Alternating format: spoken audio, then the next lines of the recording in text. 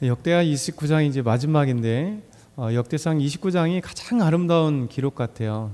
이 기록 자체가 하나님께 드려지는 모든 것들이 보여집니다. 성전에 관련돼서, 제사에 관련돼서, 찬양에 관련돼서, 또 기도, 그리고 온 백성들이 하나님께 성전에 드리는 것 온전히 즐거이 드리고, 온 백성들과 이스라엘 백성들이 함께 다윗과 함께 찬양 드리고, 그리고 마지막으로 다윗이라고 하는 이 왕이 그 기록 자체가 너무 아름답게 끝맺는 걸로 이렇게 보이게 됩니다. 그리고 그의 아들에게 아름다운 왕위를 이양하게 되는, 왕이 계승하게 되는 이야기로 역대상 29장은 그야말로 성경 중에 가장 아름다운 역사의 종말을, 역사의 마침을 우리에게 갖게 하셔.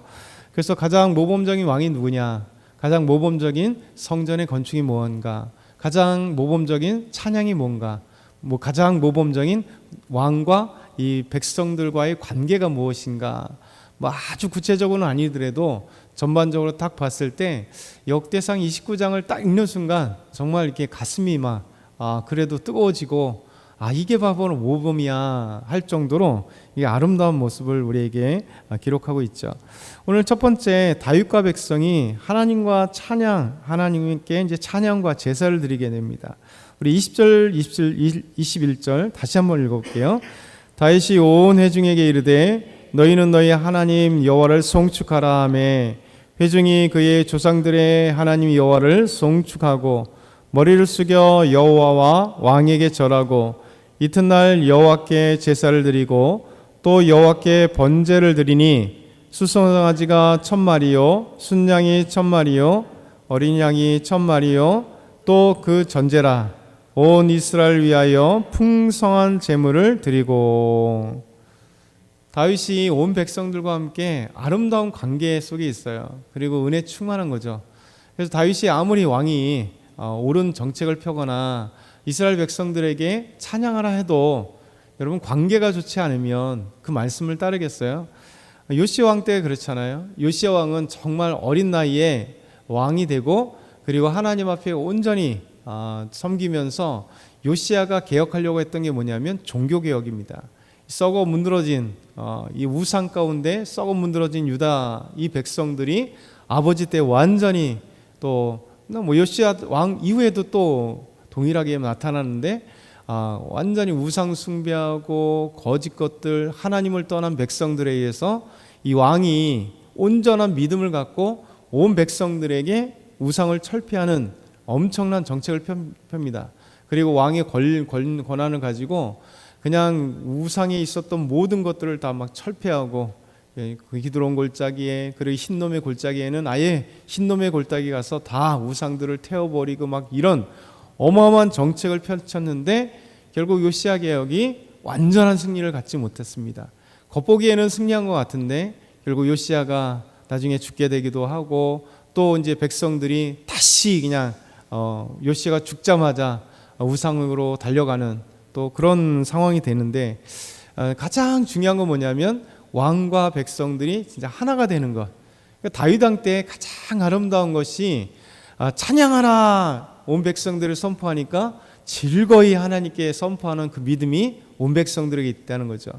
그러니까 여호와께 아름다운 성전을 짓기 위해서 다윗이 온 마음을 다하여 그의 모든, 어떻게 보면 모든 재산 하나님께 드린 것처럼 백성들도 즐거이 하나님께 드려서 백성들이 마치 모세 때 우리가 성막을 짓자 할 때 이 사람들이, 온 백성들이 너무 즐거이 예물을 드리니까 부살엘과 오홀리압과 성전을 짓는 사람들이 이제 저희가 너무 많아서 어떻게 이 성막을 지을 수 없습니다. 잠깐 중단해 주십시오 할 정도로, 다윗 때도 그냥 넘쳐날 정도로 하나님 앞에, 그 무슨 얘기일까요? 가장 아름다운 믿음의 세계, 부흥의 세계 되는 거죠.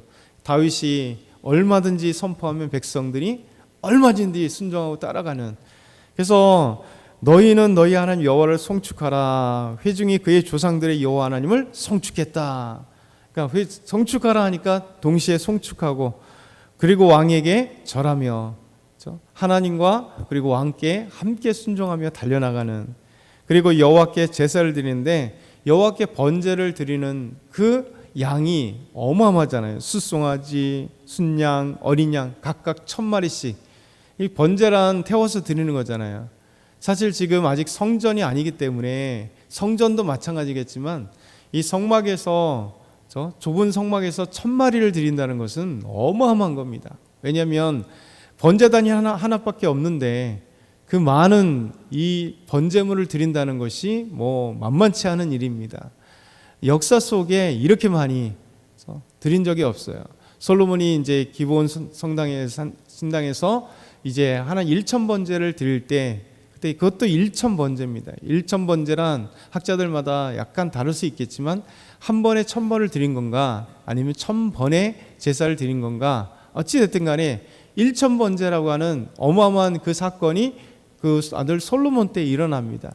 그런데 이 솔로몬 때는 1000번제인데 어찌 보면 다윗은 송아 숫송아지 1000마리, 양 1000마리, 어린 양 1000마리, 이렇게 순양 1000마리, 어린 양 1000마리, 이게 3000마리를 드리는 게 같이 드리진 않았을 거잖아요. 그러니 얼마나 엄청난 제사의 그 양이면서 또 엄청난 사건인가. 그것도 즐거이 온 백성들과 함께 드렸다 이렇게 얘기하죠. 그래서 이렇게 풍성하게 하나님께 제물로 드려진 가장 아름다운 예배, 가장 아름다운 찬양, 그리고 왕과 백성의 가장 아름다운 순종의 모습들, 그리고 섬김의 모습이 다윗 때 그의 마지막 말년인데도 일어났다는 거죠. 보통 말년 때는 그렇지 않잖아요. 다음 왕위가 누구냐.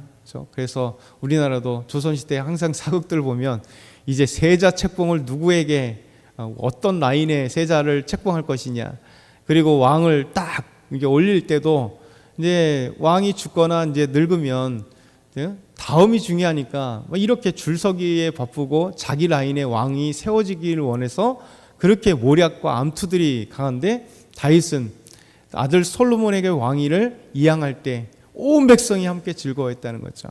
이게 가장 모범적인 다윗의 모습이에요. 두 번째는 다윗은 솔로몬에게 왕위를 이양합니다. 그리고 온 백성들이 솔로몬 왕에게 복종을 하죠.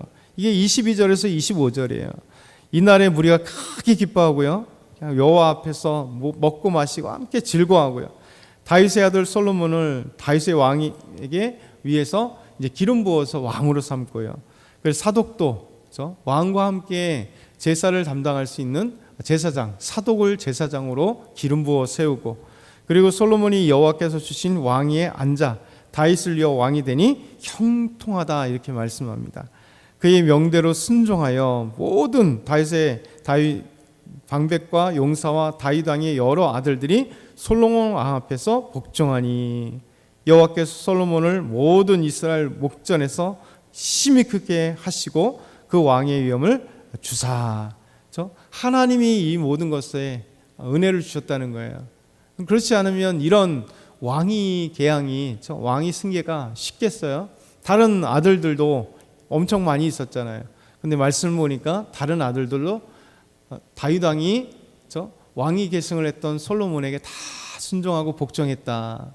그리고 하나님이 중요한 건 하나님께서 다윗 왕을 이어 왕이 형통하게 할 수 있도록 하나님이 인도하셨다. 그리고 온 백성들이 이렇게 함께했다. 이것이 가장 아름다운 모습에 우리가 모범을 삼아야 될 모든 면에서 예배, 그리고 백성과의 관계, 그리고 왕이 이렇게 계승의 문제. 어떻게 보면 지금도 우리도 마찬가지 아니겠어요?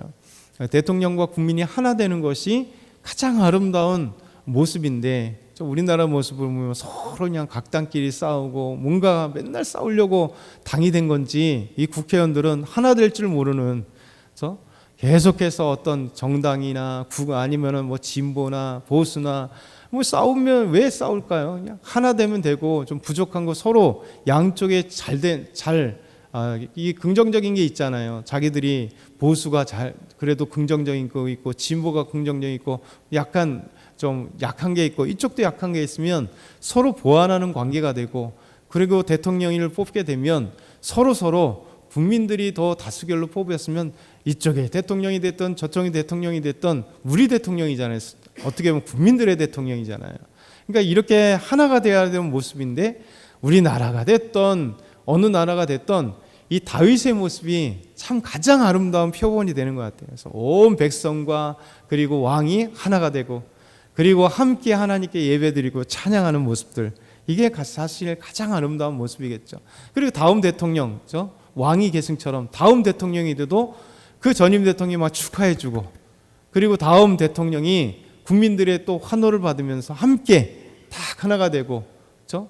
이런 어떤 정권의 모습들이나 정치의 모습도 다윗에게 배워야 될 것 같다라는 생각이 들어요. 마지막으로 가장 모범적인 다윗 왕, 그의 말년의 마지막의 기록이 아름답죠. 우리의 기록도 이렇게 회자되고 기억됐으면 좋겠어요. 마지막으로 한번 읽어볼게요. 26절부터 30절. 이새의 아들 다윗이 온 이스라엘의 왕이 되어 이스라엘 다스린 기간은 40년이라. 헤브론에서 7년간을 다스렸고 예루살렘에서 33년을 다스렸더라. 그가 나이가 많아 늙도록 구하고 존귀를 누리다가 죽음에 그의 아들 솔로몬이 대신하여 왕이 되니라. 다윗 왕의 행적은 처음부터 끝까지 선견자 사무엘의 글과 선지자 나단의 글과 선견자 간의 글에 다 기록되어 또 그의 왕된 일과 그의 권세와 그와 이스라엘과 온 세상 모든 나라의 지난 날의 역사가 다 기록되어 있느니라. 아멘.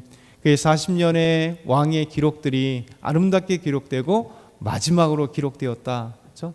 우리 삶의 이 기록도 마찬가지여야 되지 않겠어요? 저도 마찬가지, 여러분도 마찬가지요. 참 누군가 우리는 뭐 역사를 우리 뭐 자서전을 쓸 건 아니고 역사를 기록할 건 아니겠지만 혹시 우리 자녀들에게 아니면 우리 성도들에게 우리가 죽고 난 이후에 우리 지인들에게 기억되는 사람이 누굴까? 그래도 좀 아름다운 모습이 조금 더 기억되는 그런 아름다운 모습이 되면 좋지 않을까?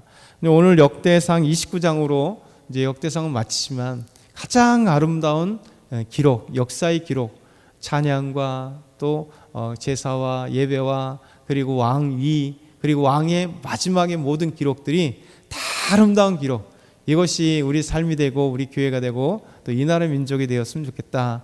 그러면서 이 말씀을 마치면 오늘도 하나님 앞에 이런 기도를 했으면 좋겠습니다.